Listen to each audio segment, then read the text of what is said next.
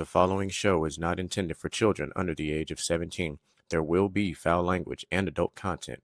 Viewer discretion is advised. Numbers in my stock is going up 'cause of my hunger. When you see me in my zone, I'm locked in, not clocked in. I'm never boxed in. When you see me in my when I'm in my zone, I feel like I'm alone. I feel like I'm unknown to the world that's full of clones. My originality's focused on principalities broken. I'm loaning my heart and soul to the game that's scared to pay it back. And failure is a motherfucker. The strength to go on and believing in another sucker who don't see the vision in you. So you gotta work harder times two. Gotta make it do what it do with the limited sources you have. Your dream is still a fine motivation in you and inspire the world to do what you can. If you love it, then fuck it, get through it. Yeah. Mumble mentality activated. I waited for so long. Get burdens I've outweighed. When you see me in my Oh, here we go, ladies and gentlemen. Welcome, welcome, welcome to now the second show of 2026 for your favorite outlandish, diabolical, villainous gentleman on a Wednesday night. I am still your host, they call Mr. GQ, and I am the villain in your story, and that's okay. Brother, that was the nicest thing I've heard all day from anybody. Thank you for all that, lovely language you provided, For calling you villainous. It's crazy. That resonated with me. But Thank what's you. up, y'all? Happy Wednesday. It's Outlaw, and ain't it good to be alive? Thank you, Lord. What's going down, people? It's Mr. Gent, and are we running 2016 back? I've been seeing that trend on TikTok. We're gonna need some backstory on that. Yeah, I'll say after at the mic. Yeah, hold that thought. We can start with that. Y'all know what it is. Your boy from the sideline, DJ Micah B. And like my headline says, musical wars. But the reason why I said that is the fact that Bruno dropped already. And then J. Cole just announced that he's dropping in February. Mm-hmm. So which I had that video queued up. I was because I watched it 20 minutes before y'all came on. Tickets for Bruno Mars go on sale tomorrow. Yeah. I'm see the prices. The rodeo lineup has already been announced. It is out there already. I kind of want to see Creed. I ain't gonna lie to you. Yeah, Creed is the only one I want to see. Yeah, Creed was like, I'll go to Creed. I'll go to Shabuzi too, but yeah, those the only two. I was like, you know what, I'll go with those. I ain't mad at it. I mean, it's a good little lineup. It's fine. That's the word. I feel like the lineups have been on the downturn the last couple of years, bro. Like I feel like the last about 2-3 has been like, Yeah, I mean, in this particular go around, just kind of giving for all my non-Houstonians what we looking like. You may know some of these artists, you may not. We'll find out. But you've got Riley Green, Chris Stapleton, J Balvin, Shabuzi, Rascal Flatts going for Military Appreciation Night, Kelly Clarkson, Russell Dickerson, Pepe Aguilar, Lizzo for Black Heritage Day. Yeah. I have I'm gonna shut up. Cross Canadian Ragweed, Dwight Yoakam, the Red Clay Strays, Forrest Frank, Cole Wetzel, Luke Bryan, Lainey Wilson, Megan Maroney, Parker McCullum, Creed, Tim McGraw, and Kojo, aka Cody Johnson. Now, before we continue that conversation, I was salty because shortly after that lineup came out, the San Antonio Rodeo better. And it absolutely shit on the Houston rodeo. Oh, don't go. I got you, Jen. I'm here appreciate for you, that, my brother. Appreciate that, brother. So this lineup for San Antonio Rodeo features Russell Dickerson, Hank Williams Jr., Ty Myers, Midland, Pat Green, Brad Paisley, Sinead, whatever that means, Hudson Westbrook, Miranda Lambert, Robert Earl Keane, Gary Allen, Dos Borrachos, Cody Jinks, Braxton Keith, Banda Los Recodos, Terry Clark, 49 Winchester, Dierks Bentley, Sheryl Crow, Ludacris, the Drop Teens, and Shane Smith and the Saints. So that's a fire ass lineup. Oh, that is the 12th through the 28th, February 12th through March. I'm sorry, February 12th through March 1st. So right before Yeah. Houston basically starts. Yeah. And obviously the one that stuck out to me most was the fact that motherfucking Ludacris gonna be in Luda. San Antonio, I not feel Houston. like it wouldn't be out of character for you to go ahead and make that trip just for You know, me. it wouldn't you're be. not the Wouldn't be. first person that said that to me. And I'm like, you know, what am I What's doing stopping in you? February? Like, why not? You know what's stopping me? Logistics. If I gotta take care of Calissa, I'll do it, bro. Like we're gonna see, but I'm gonna say it like this. It's not even controversial. It just needs to be said. I would much rather have Ludacris for Black Heritage Day than Lizzo because I don't see Black heritage like that when I see somebody like Lizzo. Just unfortunately, they weren't going to pick Ludacris because Ludacris was here last year. T.I. was also here last year. He was a special guest Yeah. at the Bun B night. But there are so many other artists that could have been chosen. God damn it, they could have gotten Nelly for all I care. Or they at this could have point. just. How about you just move Shabuzi down to that day? Yeah, I'm fine with Shabuzi doing that. I'm game with that. Like, and Yeah. here's the thing, right? I'm not taking like a dig or a slight. I'm just being honest. Because you're I gonna don't have to really tell think me. of like Lizzo as part of the culture in that sense, man. Like I know she's a feel like black that, woman, but just that spot should be reserved for. Damn, I'm about to get myself in trouble. Should be reserved for someone that's iconic. yeah, Because yeah. you're representing the entire culture. And I need I'm you to not one- describe. I need you to describe iconic just because. well, the some fact people, that some people in the younger generation that's fine. believe but that Lizzo is iconic. I'm just saying. I'm gonna need them to explain to me how. But the fact that I already started off by saying I would rather have had Ludacris gives you an idea of how high I'm setting the bar. You could have utilized so many regular Houston rappers that could have done this. Like there's so many options. Like I'll put it. Let's frame it a certain way. And this could be hit or miss. I would much rather, and I would be okay with had they had someone like Megan Thee Stallion there instead of Lizzo. I could rock with that. Like, Yeah. and that's a preference thing. And I don't really care for either very much, but If we were Like- gonna do like a prolific black female artist, like I would have done Absolutely like the hell know not. Erica Badu or like a strong Erica shot in the ain't dark gonna would be do like that. a Erica ain't doing Sade. it. But sure, neither one of them would do it. No, neither one of them. But goddamn it, if I could see Sade in concert one time. I mean, shit. Could we have pulled, Mary J. Blige or something, something. There we go. Yeah, There we yeah. go. If we can get John Legend back, I'll check him. I'm cool with that too. Okay. There ain't nothing wrong with that. Hell, you could have took Bruno Mars. We'd adopted him for a night. Oh yeah, for sure. Oh, He's for Puerto shit. Rican, so he like the heritage is there, but this watered down. Like He's Filipino. he's Filipino and Puerto Rican. Yeah, but I'm gonna say he's predominantly. I was like, no, he's predominantly, but I got you. But yes, he's adopted by brown He's of skin. he's of the culture. It doesn't. He's Yeah, of the If there culture. was 100%. another Dave Look, Chappelle race draft, he'd be on the black side. You could have gave me Anderson .Paak and Silk Sonic. Yeah, you could have given Anderson .Paak. You get even Leon Thomas. Leon Somebody. Thomas. Leon Thomas would I'd have have been. been- I would have been in there. Ironically, a lot of the people we just named are on tour with Bruno Mars right now. Yeah, I know. That's how I really want to go. But to. like, let me ask this question to the resident DJ of the crew here. When you hear something like that for the rodeo, black heritage, what does that mean to you? If you had to pick a lineup like for black heritage, how would you go about? What's the criteria for you as a DJ? The criteria I would use is what do black people listen to at trail rides, which are technically rodeos without the big name. Stable. Why the first person that came to my head was like, oh, they could have got Cupid out there. We'd have been Cupid. okay. You could have got Boosie. Oh, You they say ain't trail getting- rides. They I know, but they I'm not- just they saying. not playing. They're not gonna they play ain't no- playing no on When that you say stage. trail rides, don't act We- like we do Boosie not don't do be on that trail here. rides. They ain't get boy. You about to get them fools out here cutting up if you get Boosie on that stage. Oh, full. So, but I mean, in all honesty, where's the Zydeco band?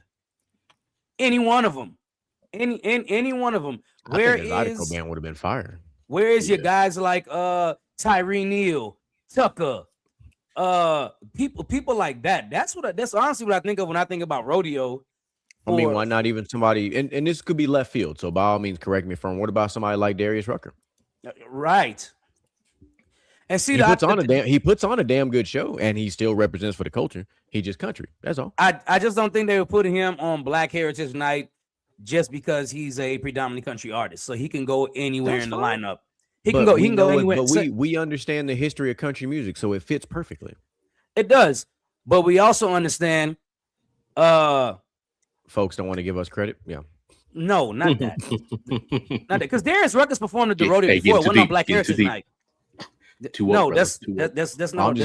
I was just being petty. Yeah, that's not what I was gonna say. But you got to understand the person they want for Black Heritage Night is a black person that's global, right? So, like Darius Rucker is global, but he's predominantly country. Means you could put him on any other night other than Black Heritage Night.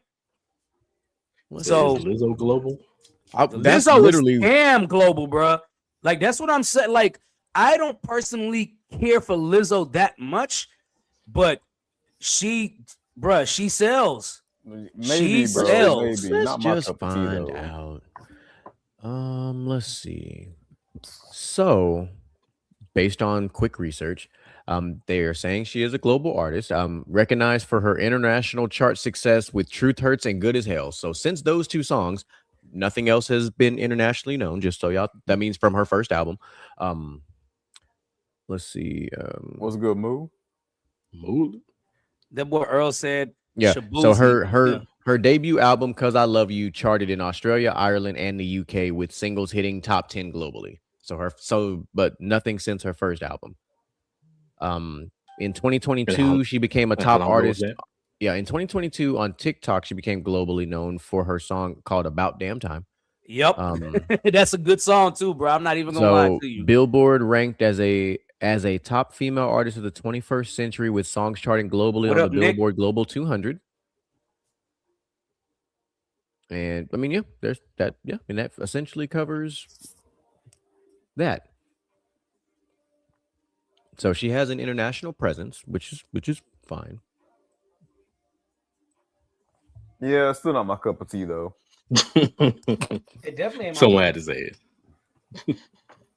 I guess speaking of the rodeo, it's wild, but this year it's gonna be kind of crazy for Houston because apparently Houston is like the spring break destination this year, and I don't understand fucking why. Like I say this as a native Houstonian with a lot of love and pride for my city, but don't fucking come in for spring break. The fuck? Where the fuck is you going? Where the fuck you is going? Like it's all over TikTok. I'm gonna do this as a public service announcement right now. If you are under 21, do not come. You can't do shit in Houston if you're under 21. Facts. Unless you're going to Galveston to go to the beach and go to Slitterbond. You will have an X on your hand literally everywhere you go. Permanent fucking ink in that bitch too. Yeah.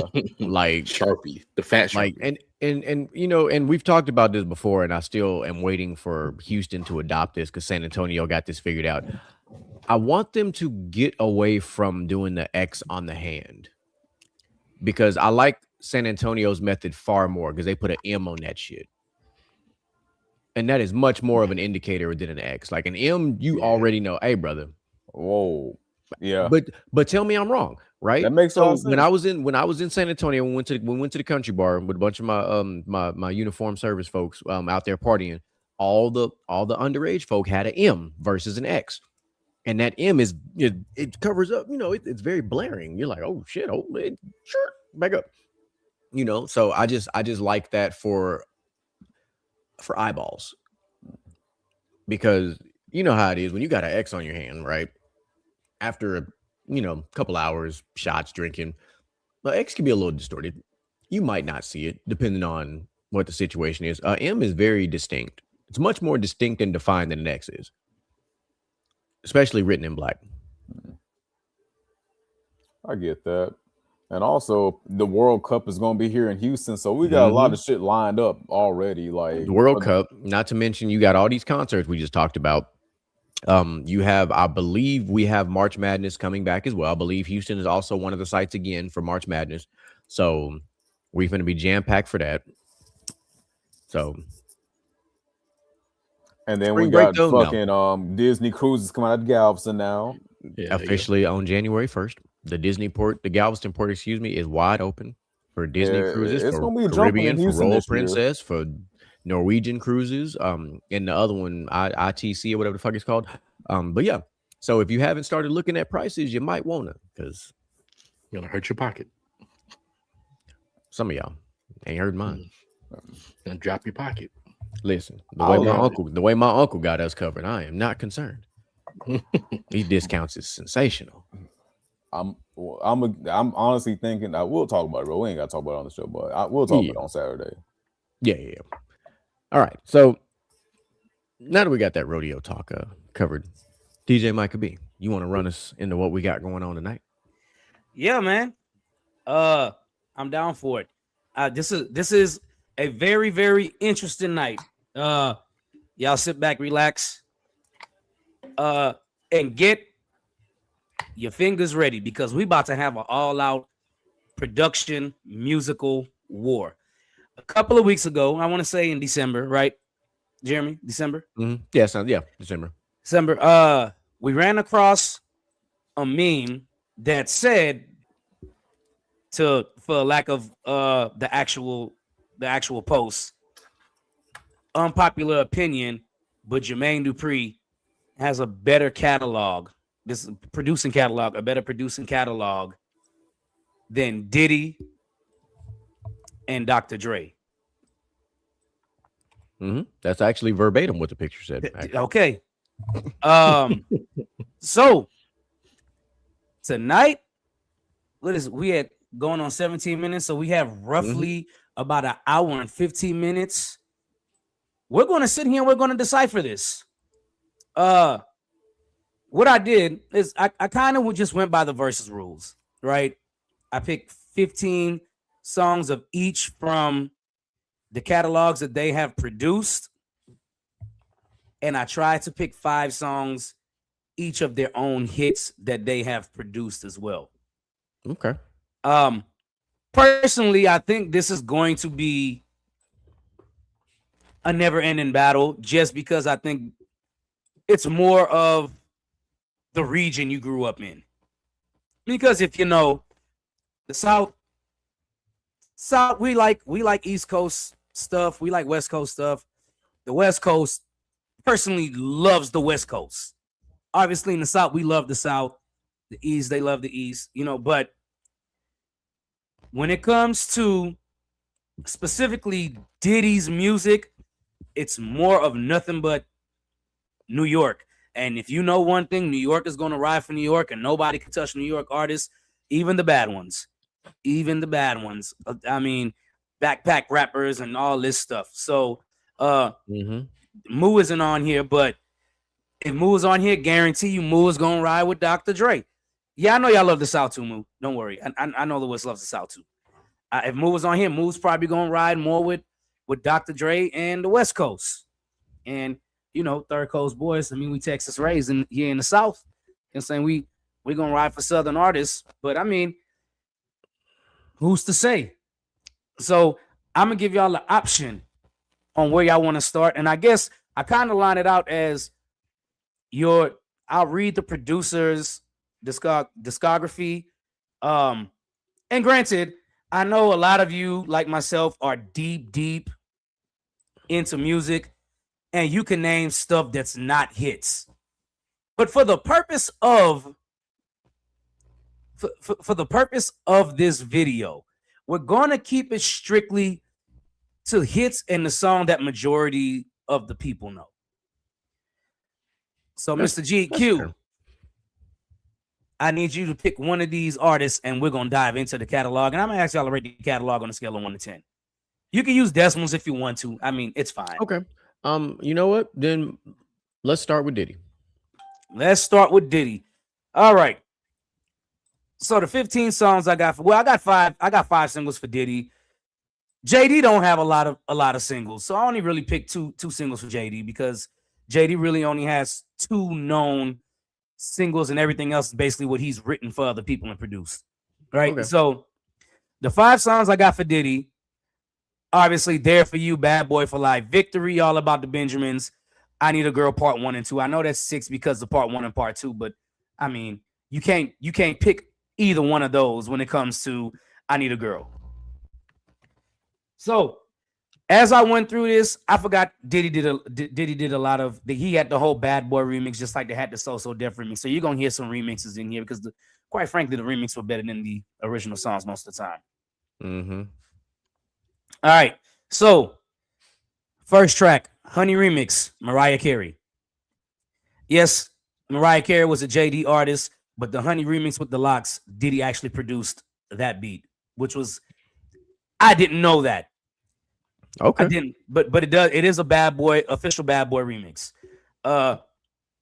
Only You remix. Again, that's one of those songs where most people have never heard the original, and the original is a smoother song than what the remix is. And I think everybody on here knows Shake Your Tail Feather. You know, we all seen 100%. Bad Boys too. Nelly, P. Diddy, Murphy Lee. This is history, baby. Yup. Juicy, obviously, Notorious B.I.G. Yeah. Real Love remix, Mary J. Who doesn't know the dun dun dun dun dun? Most of the time I don't even remember what the real version sounds like until I hear it. I'm like, oh, that's Real Love, the original. More Money, More Problems, timeless song, timeless beat. This one surprised me because I didn't know Diddy did this one, and it might surprise some of you. Forever My Lady by Jodeci, which blew my mind. Yeah. I had no idea. I'm not even going. I had no idea he produced that song. Yeah, I was shocked too. That's crazy. That's Crazy. a classic too. That's a classic. I just listened to that song like 2 days ago. Like, Love Like This, Faith Evans. Respect by Notorious B.I.G. I don't know if a lot of you know Respect, but it was on the Ready to Die album and had the reggae song sample in it. Yeah. Mary J. One of her lesser known hits, unless you were around in the 90s, You Remind Me by Mary J. Obviously, One More Chance. We all know that one. Yeah. A hit of the culture, I'm Going Down by Mary J. Oh, yeah. Hypnotized by Biggie. Flavor in Your Ear remix. Craig Mack. Till this day, I can't figure out what the hell LL is talking about, but whatever. The beat is very iconic, and that track is very iconic. You're laughing because you know it to be true. I don't know what the hell LL Cool J was talking about on that song. It don't even matter. Dead Wrong, Notorious B.I.G. featuring Eminem. Those are the 15 I picked for Diddy that I knew everybody would basically know. Granted, there is a lot more that he does, but all the ones I picked basically charted on the Billboard. Yeah, because some of the last projects that he had that did not chart actually go back to 2023. He did the Creepin' remix with Metro Boomin and The Weeknd featuring 21 Savage. He did Act Bad with Fabulous and the City Girls, and Another One of Me with The Weeknd, French Montana, and 21 Savage. Of those, only Another One of Me actually did chart. The rest of those did not. By the way, for those of you that don't know, you're probably on the page. If you want to follow along in any kind of way, Wikipedia has their discography of the songs they produce listed out by year, artist, and album. It was a beautiful thing to see. I found that like 25 minutes ago. So some of the songs changed right before I came on the air that I did have up there for all of them. Yeah, and one of them that kind of stuck out when I was looking at this earlier today was like the fact that Gotta Move On featuring Bryson Tiller. I was like, okay. I was like, he did another one, Sex in the Porsche featuring Party Next Door. And I was like, huh. It's always good to see those random hidden gems that you just don't expect. Yeah, for sure. But if you were big in the 90s into music, you know the Bad Boy remixes were with where it was at. Those Bad Boy Mhm. Super remixes was crazy. It's ironic that his possible cellmate in R. Kelly did. You know, he did a song with him called "Satisfy You" featuring R. Kelly in 1999. What a collab! What a collab! But like, Uh, just an off the wall question, just because you know we kind of doing this. So of all those songs and all the projects, we'll say that were named, what would you say, in your opinion, is his favorite or your favorite? Sorry, not his favorite, your favorite. What's your favorite one that you know that he's done? mm. I mean, before I did this list, it would have probably been Hypnotized. Okay. But since I did this list and found out he produced Forever My Lady, it's definitely Forever My Lady. So I'll keep it objective because I did not know that prior to this. So I'm not gonna I'll take myself out of that one and go ahead and just give me "I Need a Girl" Part 2. That's a good one. That song was that song, that remix was iconic for our childhood. Like it was. Like that song was fire. Everybody's verse was fire. The beat was fire. Everything about that shit was fire. And that one, between that one and "Shake Your Tail Feather," because "Shake Your Tail Feather" was iconic because it was, you know, featured on the Bad Boys 2 soundtrack, and it fit perfectly. And you know, of course, Nelly and Murphy Lee had the jerseys on still doing their thing. Like it was, you know, those were two visually very appealing videos that were put together very well. Back when people actually gave a fuck about putting music videos together. Facts. So, You know, so I agree. Move Part 2 is better. You know what, you know what for me what really makes Part 2 better is Mario Winans' verse. Mario Winans came and spitting, "Girl, what the yeah, hell is on your mind? I might I be can be dumb, but dumb, but I'm not blind.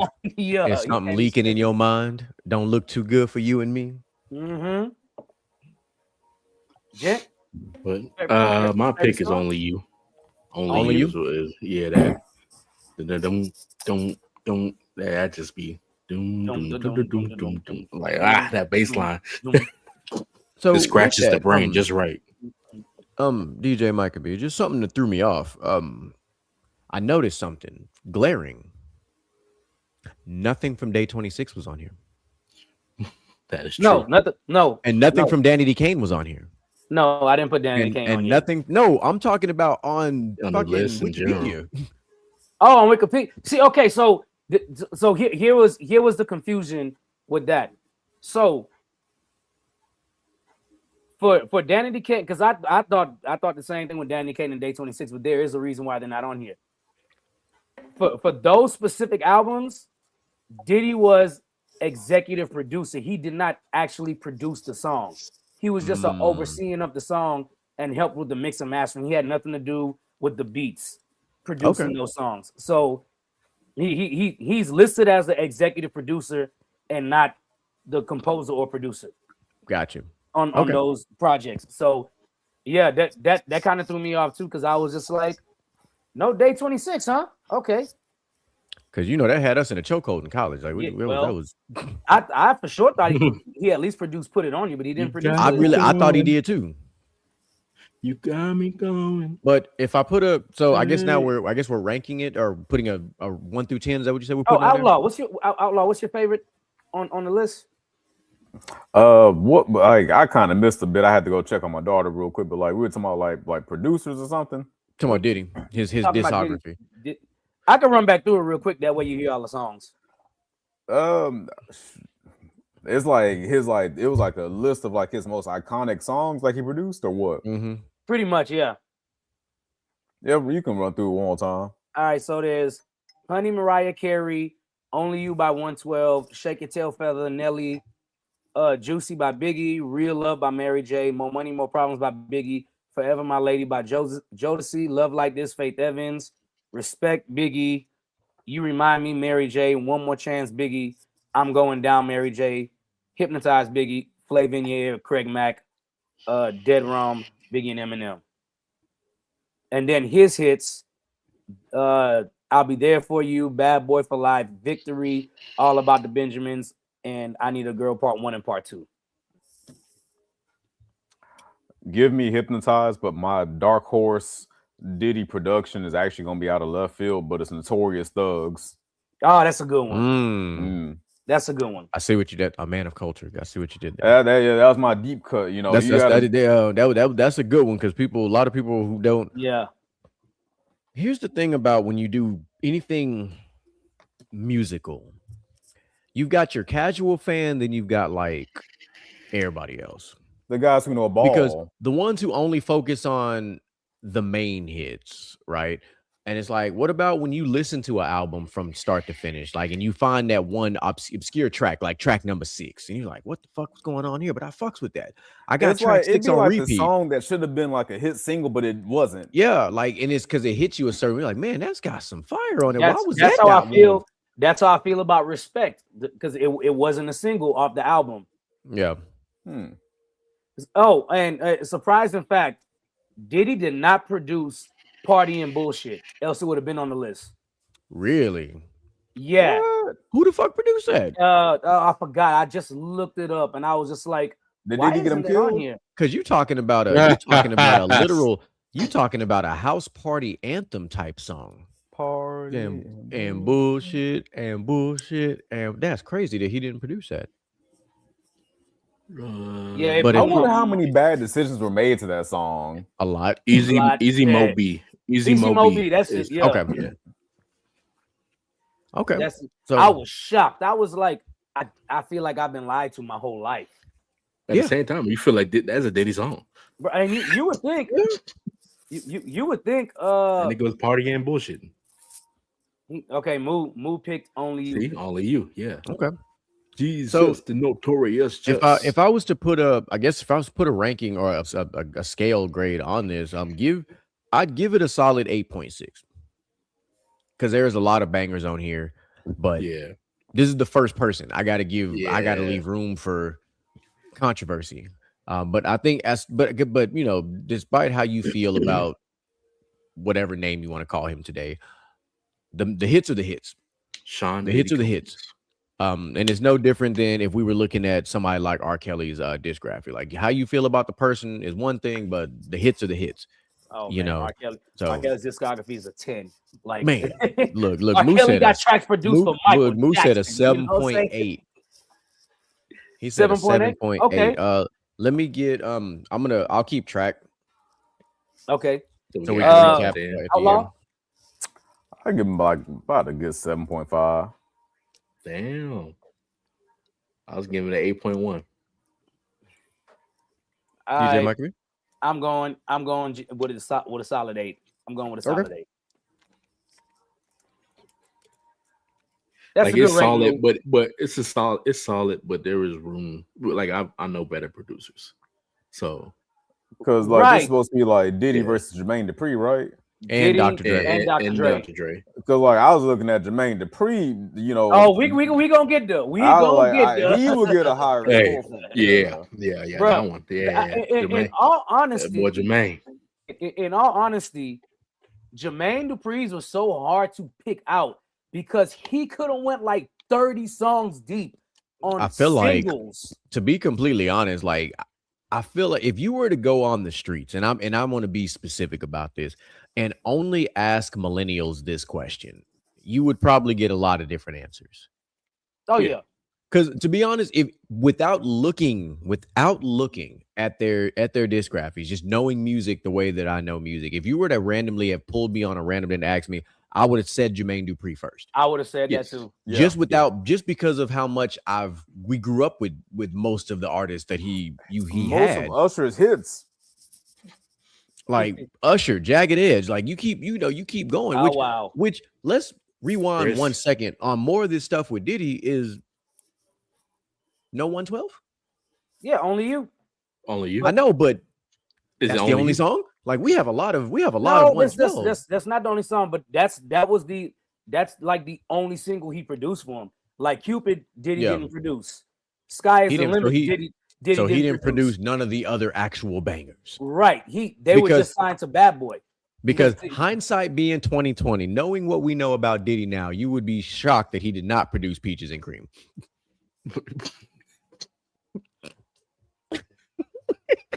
I second. Yeah, I get. Yeah. Okay, And so and hold on, and Anywhere. Mm. Because if you think about the freak offs, I'm just and think you about see where we're just the going, words here, in the right? song. right. Look, and then But hold on. again, Then looking at the end of the documentary, you already know. Favorite position, I'm just I can start plugging some fucked off shit. You in the shower. I'm just saying. Mhm. Yeah. Like, all that's cool. The Yeah, problem Moose is say you got a Diddy, point. Diddy Yeah, had yeah. Diddy had too many producers working under him, and he was the executive producer. So he did And you're like None of right. them got paid. most None of them got his paid. stuff. Most of the stuff that Diddy hands-on produced were in the 90s. Yeah. That's why you- most of and- his is in the 90s. But see, you wouldn't know that by watching him, because the way he had it seeming, he was him. These are my because he was artists. like- These are, Right. he was still getting he credit. signed- He was he still signed getting the credit artists. as the executive producer, which means he was still getting money off of it. Right. So they're signed to his label, because remember, he had to break off from I forgot what label he was with at first, because he got let go, and Yeah. then they started Bad Boy Yeah, by 100%. itself. So once Bad Boy made it by itself, he got real hands off of the making the beats part and just executive producing and being like, okay, we can work with this, we can work with that. This is a no, this is a no. Yeah. Who y'all want to do next? I feel like we Shit, should right. save Jermaine Dupri for last. Yeah, Just gonna be real. Okay. So we'll do Dr. Dre, West Coast legend, best friend of Snoop, and Nate Dogg, Eminem. and Eminem, and 50 Cent. And 50 Cent. Those are some cool friends to have. I'm telling you, listen. You feel protected by them. If you go out on the town with those four, ain't nobody fucking with them. Nah, Nah. not at all. Dr. Dre is worshipped in California. And Snoop is worshipped in California. Ain't nothing gonna happen to you. All right, I hope Moose still on here. I know Moose probably gonna jump down my throat, but like I said, we're gonna stick to more of the singles. Okay, more of the singles. I'm gonna start off with the 5 hits I picked, Dr. Dre. I think the 5th one Moo would agree with. So, Dr. Dre's personal hits that he produced himself. Nothing But a G Thing. Forgot About Dre. Next Episode. Still Dre. And last but not least, anything from the Chronic. Anything from the Chronic. It doesn't matter what you put on from the Chronic. You're gonna jam. Mm-hmm. It's one of the best hip hop albums of all time. Anything from the Chronic. Now let's get into the producing. His was kind of hard to pick too, but Yeah. because he basically produced all of NWA's catalog. So Yeah, a good chunk of Tupac's catalog. a good chunk of Tupac's. I tried to bounce around to different artists, as much as I could anyway. So there we go. How We Do by The Game and 50 Cent. Fire ass beat. Mhm. Probably the biggest hip hop hit of all time in the club, 50 Cent. My Name Is Eminem. Wicked Slim Shady. It's funny that you say that. Real Slim Shady, Eminem. The all-time great classic, Gin and Juice, Snoop Dogg. Yep. Or Snoop Lion, whatever the hell he go by these days. He just go by Uncle Snoop. Hey man, that man's got that boy's on side quest all the time. Yeah. He is the example of a side quest. I want to be like Yes. him when I grow up. There you bro, go. for real. I want to have a cooking show with a white lady too. Pass it a joint like, hey. Remember, only one of those people on that cooking show was a convicted felon. So I definitely want to work with a convicted felon white lady. To be fair though, Snoop beat a case that he, Probably shouldn't have beat. yeah. I mean, hey, what you want me to say about it? I was not involved in that case. You know what? You're right. OJ not did me. too, but you know, OJ did it. He did it. But anyway, email right now looking up at us.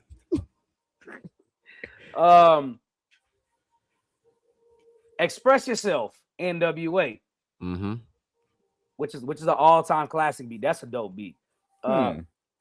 Straight Outta Compton, NWA. One of their best hits, period. X by Exhibit. Mm-hmm. Oh, look at you. That's year 2000 you talking about. Mm-hmm. I forgot this one in the scheme of things. And then when I went down the list on the discography, I saw it. I was like, damn, how could I forget? Family Affair by Mary J. Blige. Yeah, that's the one. That's the Listen, one. Hold on. That's in that same year though, you had Busta Rhymes Break Your Neck. Yes. Yeah. Blow Your Mind, Eve. Yeah. That's a good Listen, one, Eve and Gwen Stefani, that was a fire ass crossover. And that beat was nasty. Yeah. Like that that's like you can just ride in the car with the windows down and just that song hits.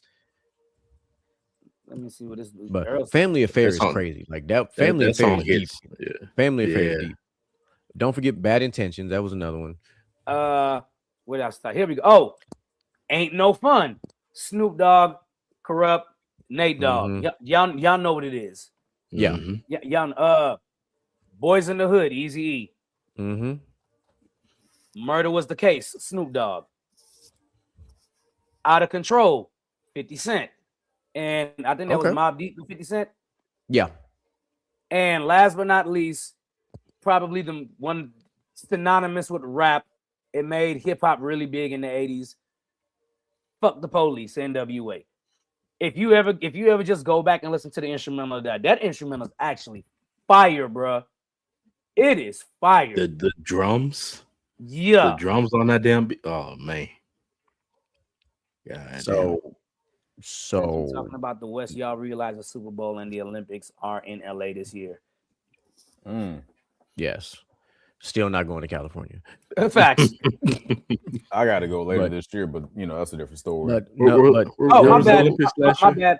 I skipped one. California Love. I was just I was like, no California Love. Did we say that? Or no? I was like, I skipped I was like, that was like, if you go back to like 90s hip hop music videos, California Love might be a top 5.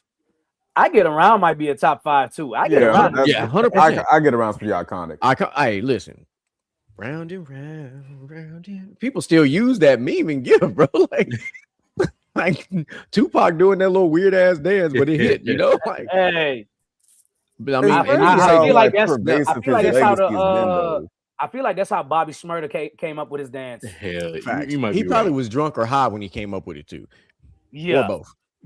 But we talk about like iconic hip hop videos of the 90s. Don't forget, Summertime by Will Smith definitely was in that mix too. That was a banger. Summertime. And then one other one that we didn't name that I just wanted to throw out there, just because we talked about her before and not getting truly the respect she deserved as a hip hop artist, and that's Satisfaction by Eve.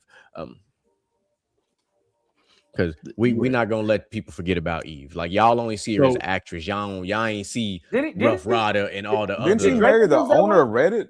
Yes, I believe so. I think you sent me that. Mad at that. I think you the one that sent me that. Yeah. Okay.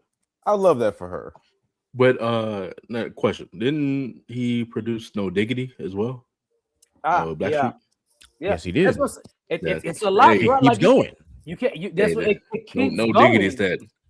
Hey, it keeps going. So I'm going just a little bit further down. And 2016, he did Dope with T.I. featuring Marsha Ambrose. He did New Day with Alicia Keys, and New Day in 2012 with 50 Cent, Dr. Dre, and Alicia Keys as well. So I was like, okay.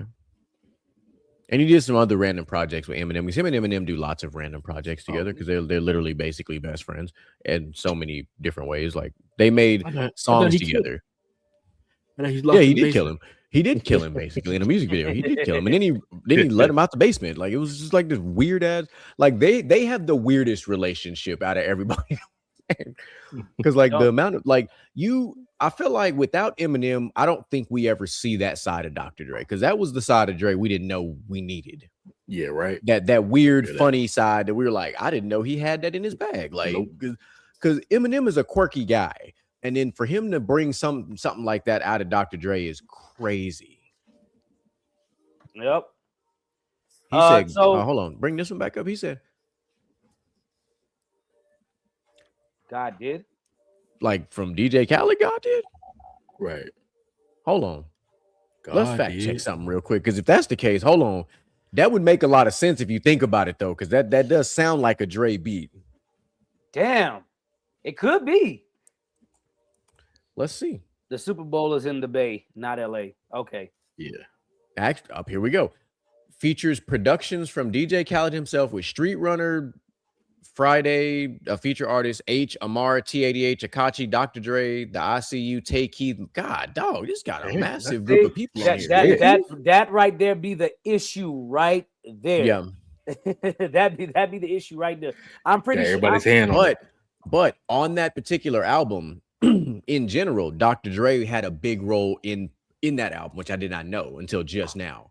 I'm looking at it right now. Like, I didn't know he had a big part in that, but that's what I'm looking at right now. Okay, but so Dre had a piece of it, but not like the. Now, okay, I was like, hold on. Okay, that's crazy. But if you listen to that beat, it sounds like it's got hints of like the Dr. Dre signature on it. I feel like the part that Dre had the most input in is Jay-Z's long part. He's notorious for because he did some stuff like that for Busta Rhymes. Because because in the past Jay-Z has written a lot for him too. Yeah. For those of you that don't know, Dr. Dre is a rapper, but he doesn't write a lot of. I feel like Dr. Dre played a big role in the bridge of that song too. Yeah. The part the Future did, like, because that is a Dre thing. I feel like he absolutely put that bridge together. All right, man. So tell me, what's your favorite? Your favorite on the? Forgot about Dre. Easily, huh? Yeah, forgot about Dre. I wasn't even about to sit here and like just go ahead and debate about it. Now I forgot about Dre. I am actually going with next episode. I thought about that. I really thought about that. But I'll tell you what, I'm gonna go left field only because we talked about it, but I'm just gonna let it be. But keep the heads ringing. Oh yeah, keep the heads ringing. We didn't talk about it, but that wasn't even on this.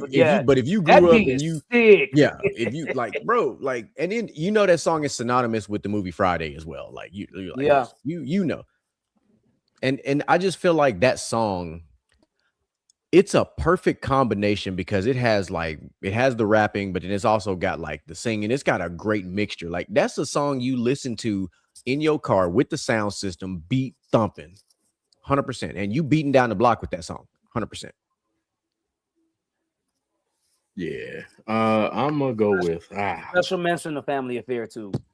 See, yeah, like, I was like special mention to Family Affair, but at the same time, where was it?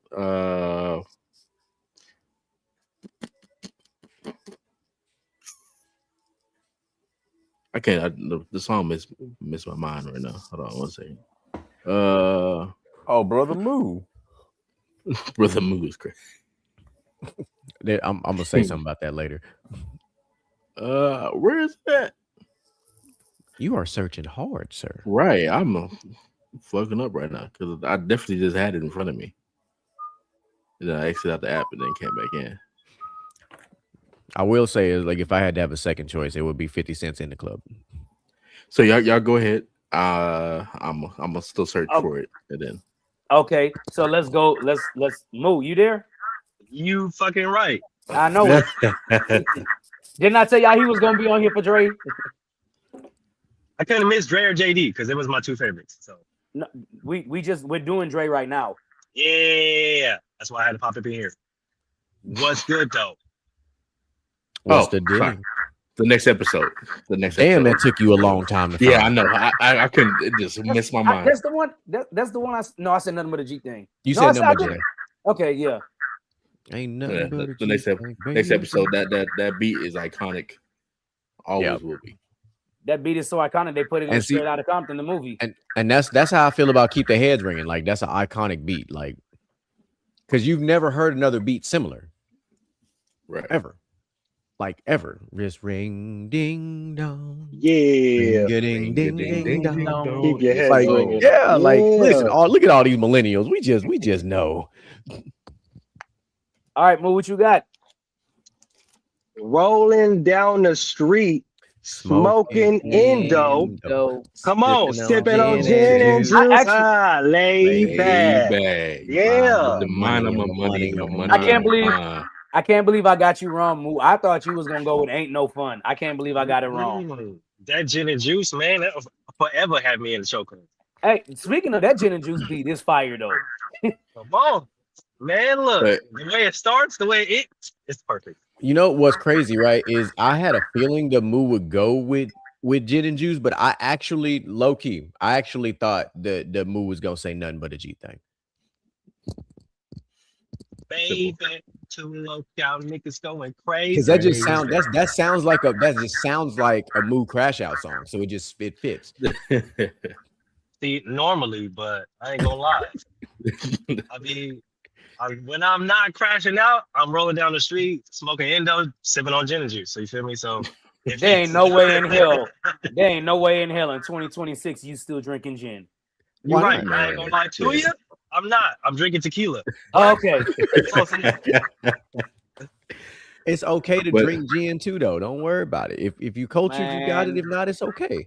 Hell Right. nah, dog. it's not Listen, it's not okay to drink gin past 25. listen. Micah, you've been to my house. Even in my bar, there are bottles of gin, There is. I had bottle, and I use bottles it of for gin mixing as well. purposes. But I have Yeah, that's the only. Hang But- on. Is there some gin slander in this house? no, Yeah. not for me. It's Why not. not? Put some hair in your chest. Yes. I mean, that's what whiskey's for too. But no, Yeah, there was I am there a was- gin and there was- tonic aholic. Oh, There, yeah, there so was you a right. little bit of gin slander, but it was not very nefarious. It I was used to okay. be on gin and tonic like crazy. Yeah, gin and tonic was my go-to drink. No, thank you. I'm All right, good. so But it's okay, Right. Jen. You're not old enough. It's okay. I'm not. My taste buds ain't matured enough for that At Hell all. no. so What did Yeah. P. Pablo say? I'm drinking Seagrams and they pay me for it. well, Snoop said I got a bottle of that Seagram's gin. Everybody but they got their cup, but they ain't want to pitch in. Mm. Everybody got that cup, but they Well, ain't I pitched did- in. He still did say that. I didn't know that he produced the recipe by Kendrick as well. He did. Yeah, that shit hard. That shouldn't even surprise you. I was Right, it actually don't, surprised but that he that's- didn't produce more Kendrick tracks. Right. That part is what I was surprised about. He didn't produce more because I feel like if him and Kendrick really did a collab, like a legit collab, like I would love to see Dre produce Kendrick's next album because I feel like it would be a masterpiece. What I if mean, that was granted- like Dr. Dre's like last album he produced? I bet you it would be a banger if he did it. Like that's him like going out on a high note. That would be phenomenal because I bet between that and some of the collabs that they would do, I bet that shit would be absolutely gas. I could see it. Like I could truly see, especially after the Super Bowl. Like the fact that should tell you everything you need to know is when he had an option when they did the whole Super Bowl thing that Kendrick was a part of that. Because everybody didn't really know Kendrick like that when he came out. Like the ones who listen to music like that knew, but like a lot of people were like, this Kendrick guy, that's the guy that did that drank swimming pool song, or whatever they, or did that he did that like King Kunta song. Like, they had bits and pieces of I got a Kendrick. They bone didn't to have pick. they didn't have him in like how we knew him. We walk around, we gonna be all right. Hey, I'm sorry, let me stop. I can start rolling Sit down down. songs for no reason. Be Yeah, humble. no, absolutely not. We gonna rate this discography now. Yes, we will. And I'll be bold. And I'm gonna give it a solid 9.1. Yeah. Mm. Is it? You can't put this. You can't give this one an 8. Nah, Anything. you can't. Truthfully, Nah. I don't think you. I think you would be doing him a disservice if you gave him a 8 point anything. If I'm being like, if you look at the timeline, because we talking about him going all the way back to 86. So from 86 to 2016, there's no way you could justify giving him something in the 8s unless you just got some kind of beef that we don't know about. I feel like he went on such a hell of a fucking run. Like I'd have to give him about like a 9.4 at least. You Okay. know, like Yeah, that's I've been doing the same thing. 9.4. yeah. Okay. Like honestly, it's only held back by like how the stuff he's done more recently ain't on the same level as you know his peak, of course. You know, Yeah. CJ said 9.3. CJ, yeah. I'm with it. Around the same. he's scoring in the 90s no matter what. You know, he Absolutely. yeah. Moo, what you got, Moo? The boy working. Okay. The boy at work. Moo gonna come back on here and say 10.5. I just know it. I wouldn't be mad at him if he did.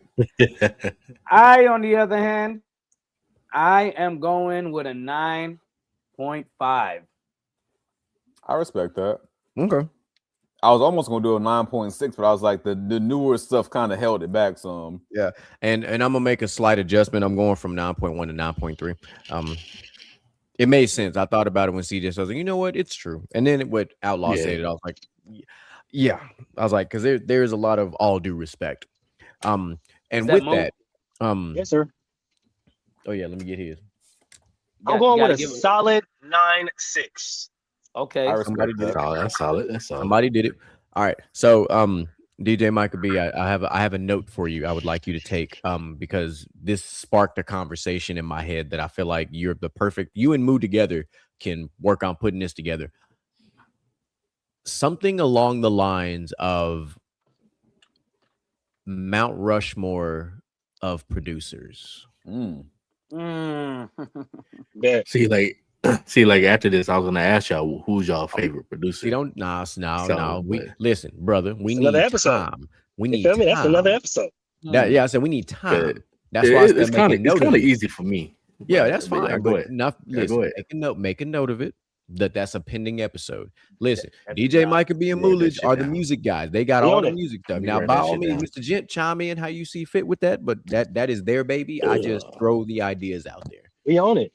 We own it. We like that's a hell of a conversation. Are we going to narrow this down to a genre or no? Your decision. Your decision. You show me the outline. I will follow the rules and I will participate. Okay. So whatever the parameters are, set them, throw them in the chat. I will do my research and I will go from there. All right. Yeah. So going on to the last person. JD. The South, Jermaine Dupri. All right. Like I said, I prefaced the beginning of this. He don't have songs that he does himself. He has 2 albums that he did, and his 2 studio albums. He had a couple of songs on in the rest of them like DJ Khaled, where he's just there. And he rap, he has a verse. But the 2 I picked were obviously Welcome to Atlanta and Money Ain't a Thing. Like, for sure. Those are 2 iconic songs. Yeah. Collab with Jay-Z, and then the remix has a collab with Luda and just okay. Yeah. So let's get into Jay-Z's discography. Again, he's another person just like Dr. Dre that we could have just kept going. All right. Yeah. And he actually got and he only got a start. His start was only like 6 years after. Correct. Dr. Dre, 6 or 7. It's like 92 when he started. So right, which brings me to my first point. The first single he had produced is an all-time classic, "Jump" by Chris Cross. Jump, and Mac, man, I'll make you. And not to mention the trend setting with clothing, wearing your pants on backwards and your shirt on backwards. Yeah, that's still a little too wild for me. It is, but I'm just saying it was a thing. What a wild time to be alive. What a wild time. What a wild time. Because you know what? Had somebody do that in the age of social media, they would have got absolutely roasted. And that's the problem. Kids these days Right. is too damn afraid to be embarrassed. They're too afraid to try to be a trendsetter.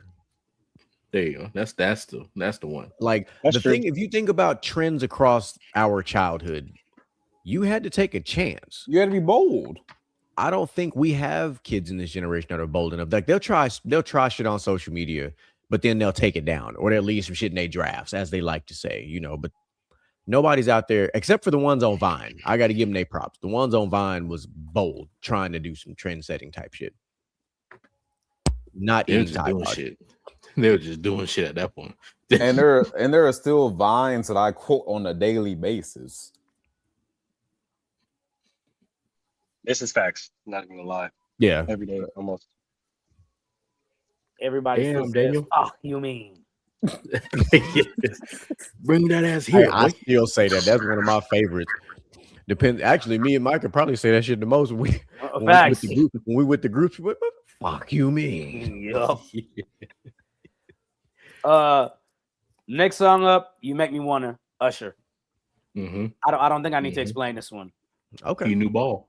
I mean, that's obvious Hey, ball. That's hey. alley oop. You got to get that Yeah. one. Next one, this is on the hardest comeback album of all time. Oh, "We Belong Together," Mariah Carey. Yeah. I'm with you. After that, "Just Kicking It," Escape. Yes. Just kick it. One of them groups that just still like they Still don't get touring. the true credit that they deserve. Because man, listen, bro, Escape had banger after banger after banger, and I think people like just forgot.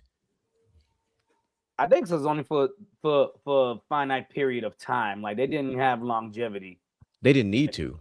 They had So- they just had an epic run. Like as a kid, I just remember my mom cleaning her house on Sundays to Escape, SWV, and all that type of shit. Like that was Biggie, Pac. Like no, that was just like a time to be. But like when she had a long day of work, Just Kicking is what she was playing. Kick off Damn your right. shoes and relax your feet. Like I still play that. Nice. Next, "Nice and Slow," Usher. We don't need to go into that. it's Nah. obvious. It's obvious. Next up, "Where the Party At," Jagged Edge. Yeah. Yeah. Mm-hmm. Yeah. Next, another song off the hardest comeback album ever, as I call it, "Always Be My Baby," Mariah Carey. Yeah. Next up, we have one of the illest remixes of the culture ever. "In My Bed, So Def" remix, Drew Mhm. Hill. Hell yeah. Man. It Hell went from somebody sleep to somebody sleeping in my bed, messing with my head. Mhm. Again, another classic Escape song. "Who Can I Run To?" Not Next, to mention, hold on. Oh, Now go ahead. you talked about remixes. Hold on now. What about Let's Get Married remix, the Run DMC remix? Can I Yeah. finish the list? Let me finish the list before you start throwing stuff out there, please. Thank you. I didn't know you had this It's beautiful. it's so much on the damn list that you can just spit out there and hey. Next, I did put this one on here because this song had us all in a chokehold. And what I mean by a chokehold, I really mean a chokehold if you wasn't inquired, because you couldn't get the words out in one breath. "Like You," Bow Wow and Sierra. Man. Definitely I had ain't y'all in never the had chokehold. nobody show you all of Yeah, those. yeah, God, you were like you yeah, had to nah. breathe before you got that motherfucker out. Man, you have to learn how to breathe from your diaphragm to do it. 100%, and let the air seep out through your nose slowly. Next two songs is from a top 5 R&B album of all time. That would be Confessions Part 2 and Burn. You got 1 and 2. He produced 1 and 2 at that. I mean, nobody knew what Part 1 was until the album came out. That's we true. just went. Facts. We just went with it.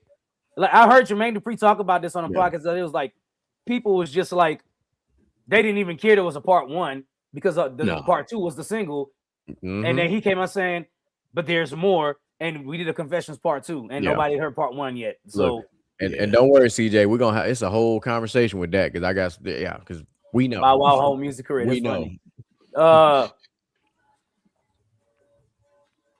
Not fresh as I'm is though, CJ. Just thought I'd throw that out there. Anyway, next we got the iconic Southern song, Grills. I mean, we all know whether you want to take the original version or either one of the two remix versions, it doesn't matter. It's a banger.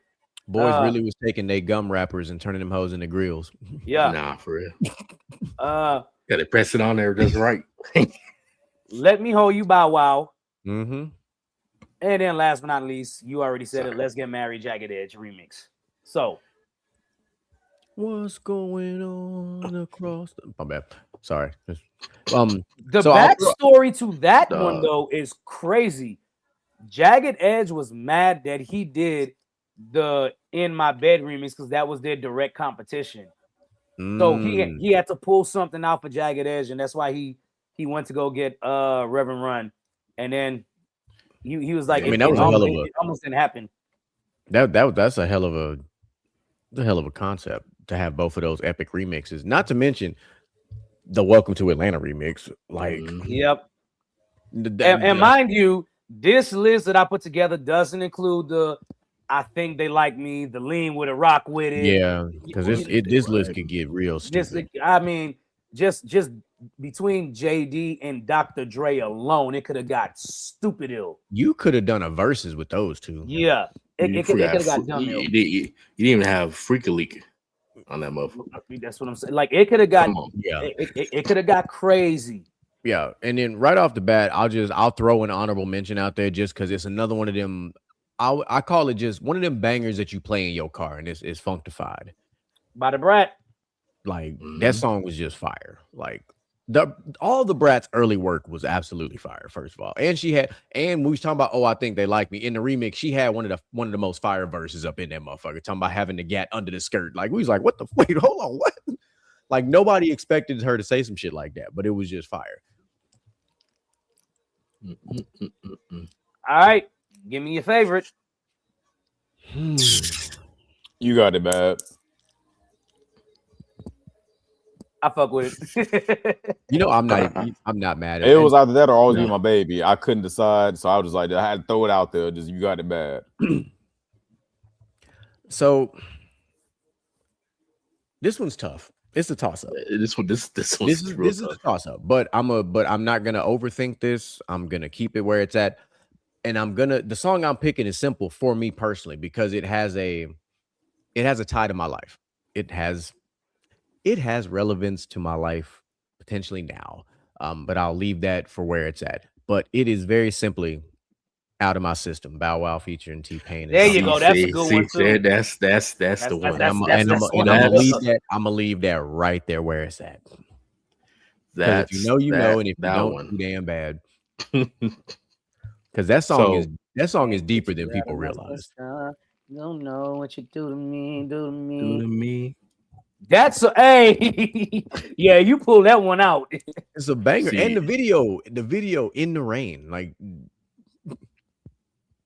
So I'm gonna say, I was your man, and now I'm sitting here crazy, looking like damn. So I don't know if you said it, but I don't think you did. But my favorite song out of his, everything was "Run It," the remix with Chris. Because that damn, did JD produce that for real? Yes, he did. Damn. Okay.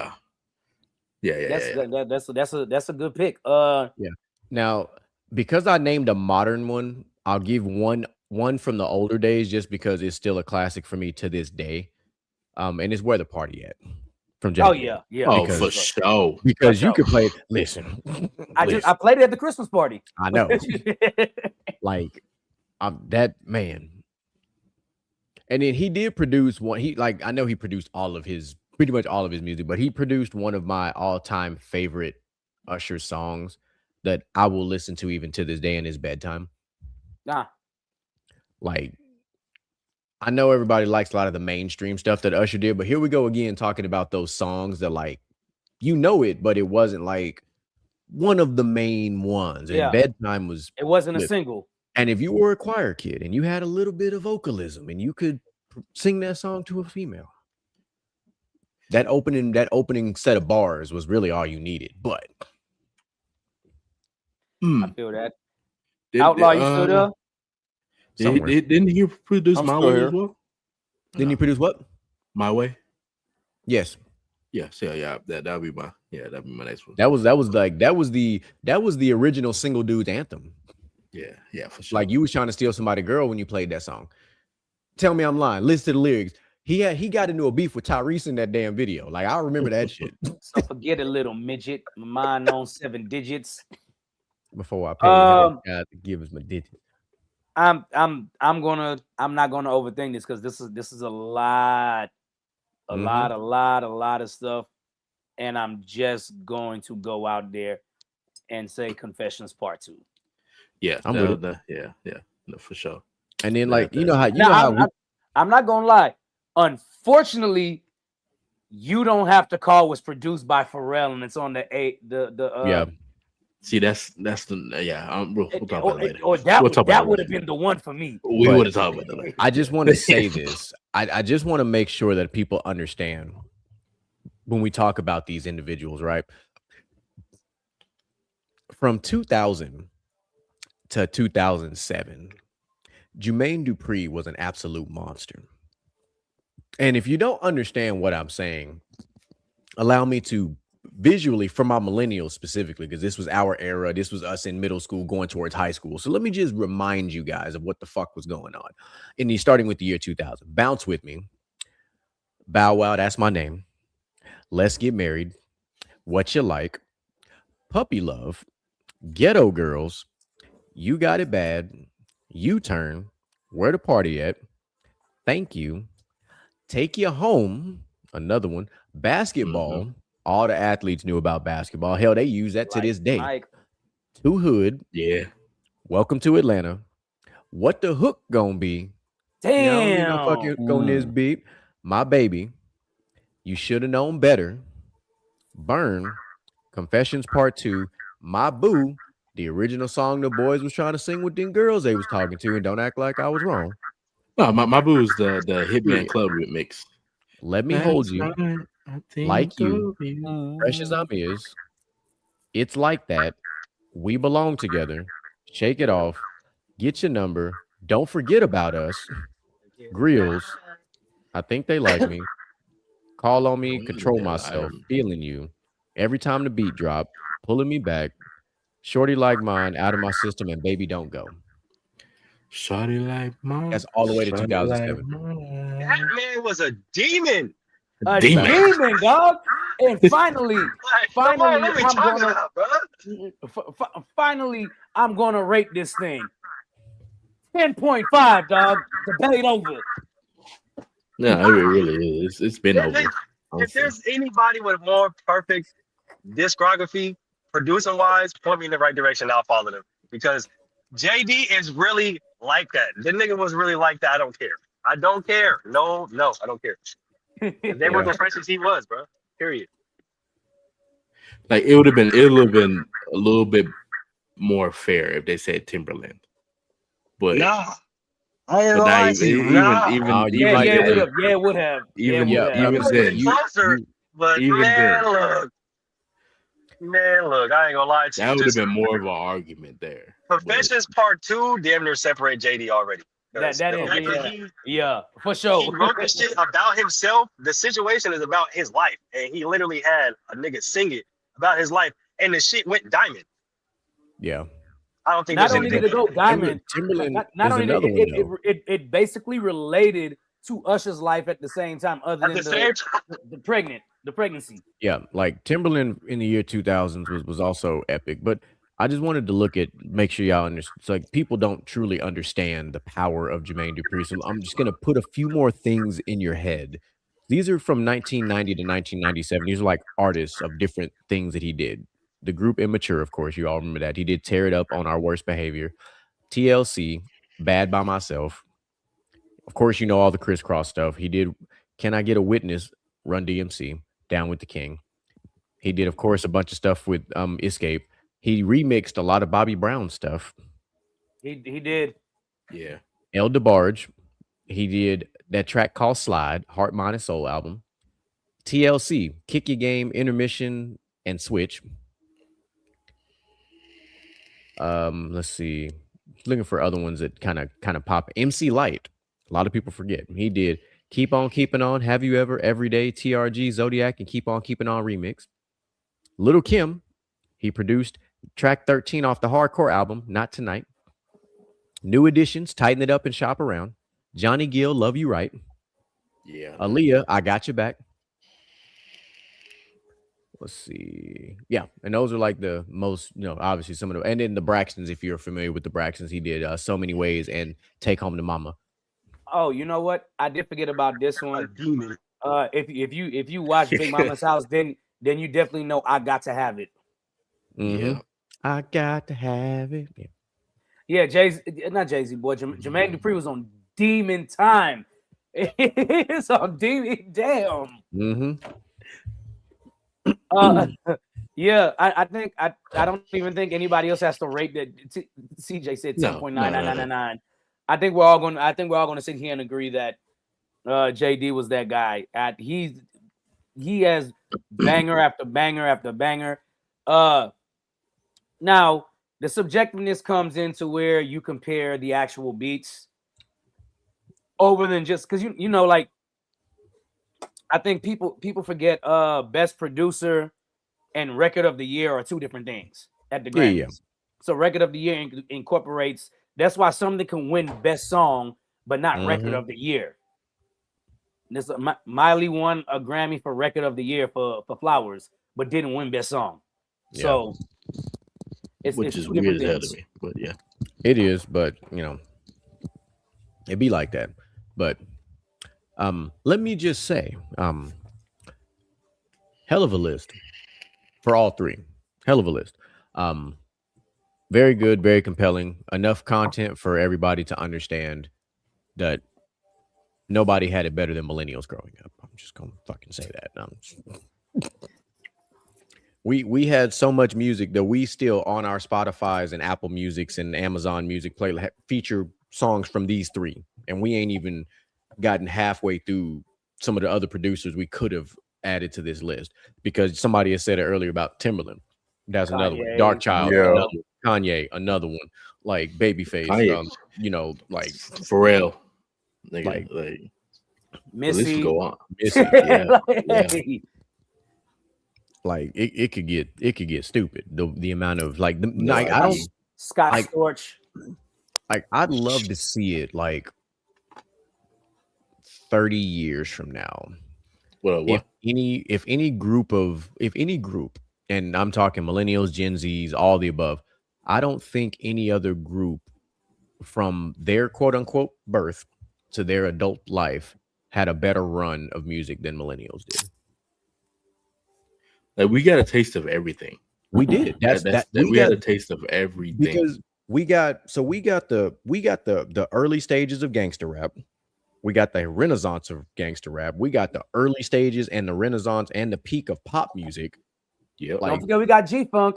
Yeah, we got G-Funk. We got the 2000s, which I don't even know what to call that. I don't even know what to call the 2000s era because it was so epic between rap, hip hop, R&B. We got the crunk era too. The crunk era, undefeated. You hit that's like not to we had neo, we had some neo soul going on as well. Like we can't forget about that. Like so, like remember, Micah remember this very well. Our sophomore year of high school, we got introduced to Life Jennings. Right. Yeah. And that was different from like traditional R&B. That was very different. We had Raheem Devon coming out with more stuff that people were getting introduced to. Music Soul Child was still dropping music. The Dream came out. Maxwell was dropping. Neo came out. Maxwell came out. Trey Songz came out. Bobby Valentino. Like you see where we're going. Like we have our catalog is probably undefeated. Like, did we have some flops? 100%. Yeah, but we had more. We had so many icons. Now, here's an interesting question. We have like 11 minutes, so we may not be able to answer this question fully, but I'm gonna start with our resident DJ. Every era and generation has their legends, right? Like we talk about like Michael Jackson and Prince. We talk to that level. Who do you think that is for our generation? Like if we put two, like doesn't matter if it's R&B, rap, whatever. Who do you think those two artists for us are possibly? Well, obviously Chris Brown, no doubt. Oh, for sure. But you said I could have. Only correct answer. You said I could have two. So Yeah, I mean, obviously I'm it could be more. I'm gonna go Chris Brown and Lil Wayne. I can buy that. I get it. And for me, like people might not agree with this because whatever, but for me it was a toss up between Lil Wayne and T-Pain to add onto the list. T-Pain's a solid one, honestly. The only reason why I don't pick Usher is because Usher's kind of split in between two eras. I mean, but it's if you're looking at when I say for us, I mean that he's in our era. Like he's in our era. Like I would say Chris and Usher because when you think about MJ and Prince, like you have people that's more over here, then you have people that's over here, but that's the same as Chris Brown and Usher. So the same way that you say that when we talk about the eras and crossing over, because if you say Chris Brown and you say Usher and you even say T-Pain, you have to throw R. Kelly's name in this mix. Yeah. Oh shit! Yeah, he's because he went from the 90s all the way up. He went far. So so see how this is an act. This is a compelling conversation. It is. You know what? I rescind what I said. I am definitely going with R. Kelly and Usher. Because that right there is on the far left and right for sure.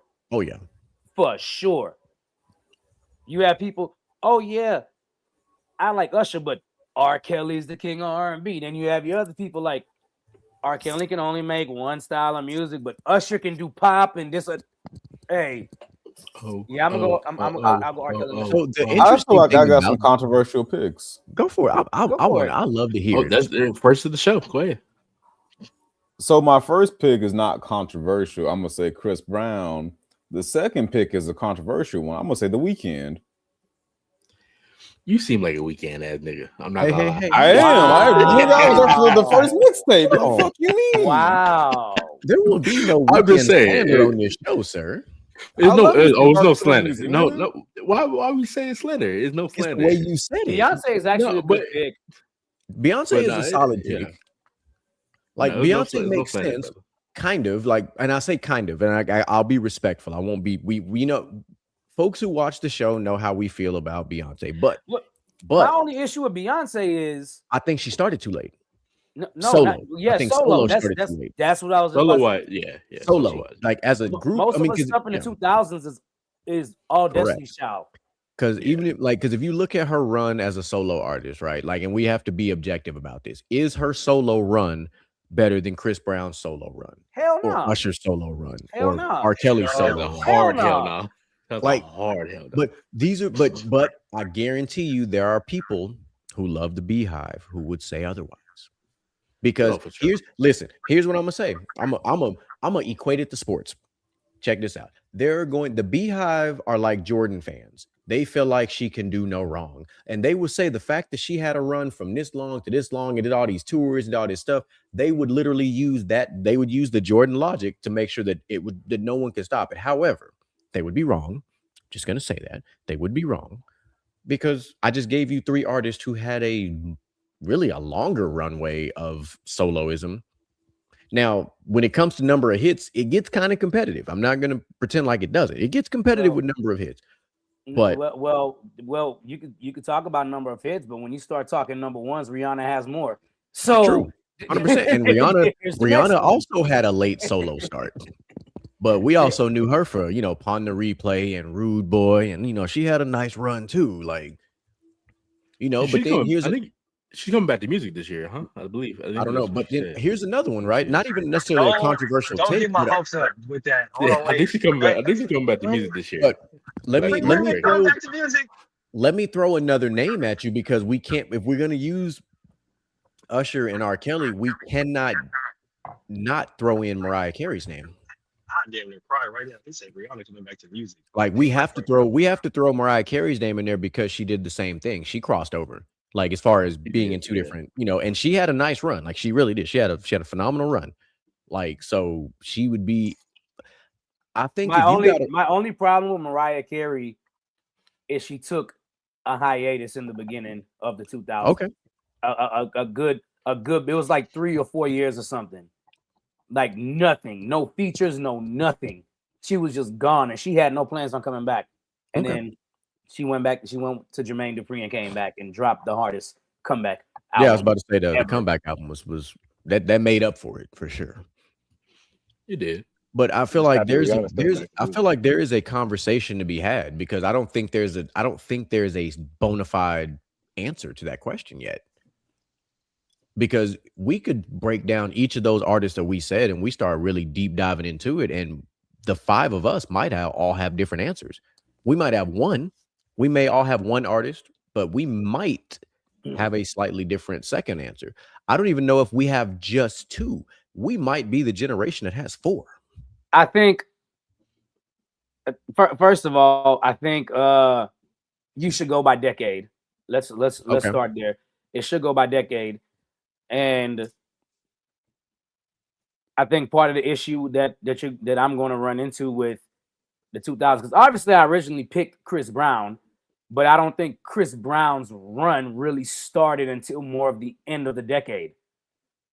Granted, he had some good songs riding in around when he dropped Run It in 2005. Yeah.